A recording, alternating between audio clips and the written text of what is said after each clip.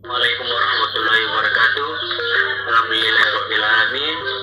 Kepada Allah senantiasa kita bersyukur dan kepada hidup besar kita Nabi Muhammad sallallahu alaihi wasallam senantiasa kita berselawat. Baiklah, kepada dosen yang saya hormati dan kepada teman-teman yang saya banggakan, kita kembali lagi pada agenda rutinitas kita kuliah online untuk pengumpulan tugas dalam mata kuliah kealfabatan. Oleh karenanya izinkanlah saya untuk mengupayakan daripada mata kuliah kealfabatan. Baiklah, dalam hal ini kita akan membahas yang pertama pengertian dan sejarah alfakat, dan yang kedua hak dan kewajiban alfakat dalam Undang-Undang Nomor 18 Tahun 2003, dan yang ketiga fungsi dan peran alfakat dalam proses penegak hukum. Dalam ketiga hal ini saya akan menjelaskannya terkait pokok pembahasan dan melalui media video seperti yang telah berlangsung. Oke, baiklah. Yang pertama, pengertian dan definisi dari alfakat tentulah tidak terlepas dari undang-undang sebagai dasar dari adanya proses alfakat tersebut, yakni Undang-Undang Nomor 18 Tahun 2003 tentang alfakat, Lembaga Negara Tahun 2003 Nomor 49, PLN Nomor 4255. Pengertian alfakat menurut pasal 1 ayat 1 Undang-Undang Alfakat adalah orang yang berprofesi memberi jasa hukum baik di dalam maupun di luar pengadilan yang memenuhi persyaratan berdasarkan undang-undang ini. Dari pengertian alfakat tersebut. Baik, selanjutnya, awal berdirinya organisasi alfakat di Indonesia mulai muncul pada tahun 1963. Diawali terbentuknya Persatuan Alfakat Indonesia atau PAI tanggal 14 Maret 1963 di Jakarta. Bersamaan diselenggarakannya seminar hukum nasional, meskipun praktek profesi alfakat telah ada di Indonesia, Hindia Belanda lebih kurang sejak 1 abad sebelumnya, yaitu saat mulai beroperasinya Raad van Justice dan Renderland, lembaga peradilan yang dibentuk pemerintah kolonial Belanda berdasarkan Stadwet 1847 nomor 2 tentang Reglement of the Rechtsstaatliche Organisation of Heaven of Justice Indonesia, atau bisa disingkat dengan RO.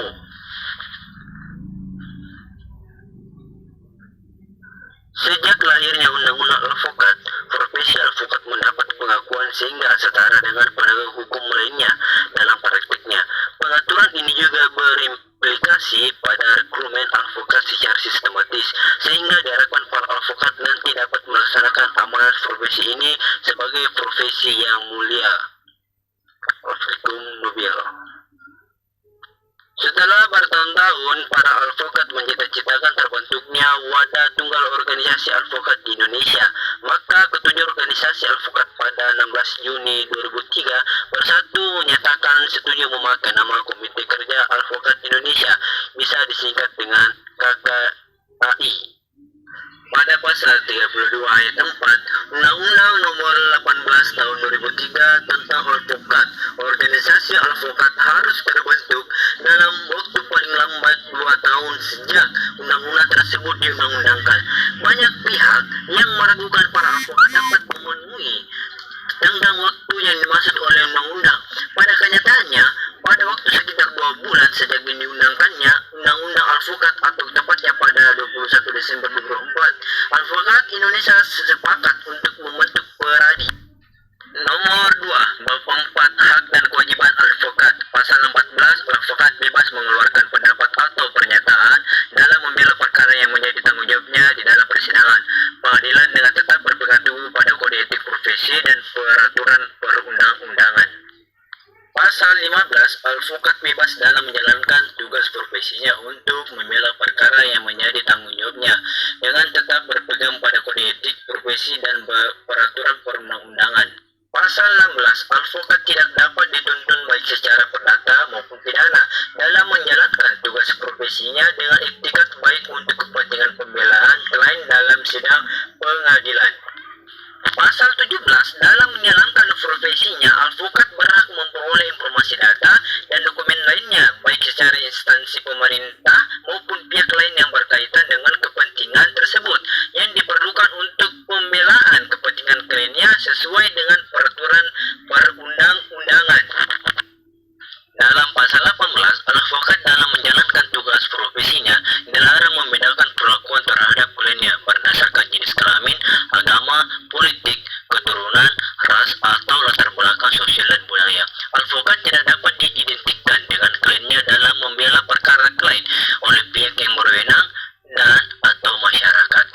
Pasal 19, advokat wajib merahasiakan segala sesuatu yang diketahui atau diperoleh dari kliennya karena hubungan profesinya, kecuali ditentukan lain oleh undang-undang. Advokat berhak atas kerahasiaan hubungannya dengan klien, termasuk perlindungan atas berkas dan dokumennya, terhadap penyitaan atau pemeriksaan, dan perlindungan terhadap penyadapan atas komunikasi elektronik advokat. Pasal terakhir, pasal 20, advokat dilarang memegang jabatan lain yang bertentangan dengan kepentingan tugas dan martabat profesinya. Advokat dilarang memegang jabatan lain yang meminta pengabdian sedemikian rupa sehingga merugikan profesi advokat, mengurangi kebebasan dan kemerdekaan dalam menjalankan tugas profesinya. Advokat yang menjalankan pejabat negara tidak melaksanakan tugas profesi advokat selama memangku jabatan tersebut. Bagian ketiga, peran advokat ada pada setiap proses dalam sistem peradilan pidana. Dalam KUHP, peran seseorang penasihat hukum telah ada sejak proses penyelidikan sampai dengan proses rehabilitasi di lembaga permasyarakatan.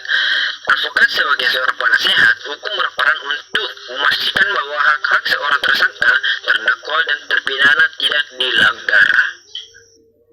Ada beberapa poin dalam menjalankan tugasnya. Seorang advokat harus berfungsi: A. Sebagai pengawal konstitusi dan hak asasi manusia. B. Menjalankan hak-hak asasi manusia dalam negara hukum Indonesia. C. Melaksanakan kode etik advokat. D. Memberikan nasihat hukum. E. Memberikan konsultan hukum. F. Memberikan pendapat hukum. G. Menyusun kontrak-kontrak. H. Memberikan informasi hukum. I. Membela kepentingan klien. J. Mewakili klien di muka pengadilan. K. Memberikan bantuan hukum dengan cuma-cuma kepada masyarakat yang lemah dan tidak mampu. Baik, adapun kesimpulan dari pemaparan yang telah saya lakukan, bahwa menjadi seorang advokat atau berada dalam profesi advokat adalah suatu hal yang menjamin bagi diri kita yang memang betul-betul ingin terjun kepada profesi advokat. Mengapa demikian? Karena dalam advokat itu sudah memiliki Undang-Undang Nomor 18 Tahun 2003 tentang advokat organisasinya, yang dimana kita, apabila melihat dari sejarahnya, masa tenggang waktu yang telah saya jelaskan itu adalah masa yang tenggang yang banyak pihak yang meragukannya. Namun dengan semangat dan tekad dari para pendahulu kita telah mewujudkan bahwa mereka bisa memiliki sebuah wadah tanpa ada yang menaunginya. Tepatnya pada 21 Desember 2004 yang sekarang bisa kita sebut dengan Paradi.